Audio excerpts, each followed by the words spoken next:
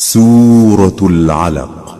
شروع اللہ کا نام لے کر جو بڑا مہربان نہایت رحم والا ہے۔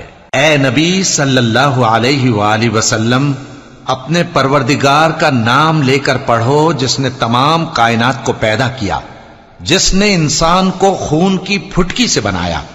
پڑھو اور تمہارا پروردگار بڑا کریم ہے، جس نے قلم کے ذریعے سے علم سکھایا اور انسان کو وہ باتیں سکھائیں جن کا اس کو علم نہ تھا، مگر انسان سرکش ہو جاتا ہے اس بنا پر کہ وہ اپنے آپ کو بے نیاز سمجھتا ہے۔ کچھ شک نہیں کہ سب کو تمہارے پروردگار ہی کی طرف لوٹ کر جانا ہے۔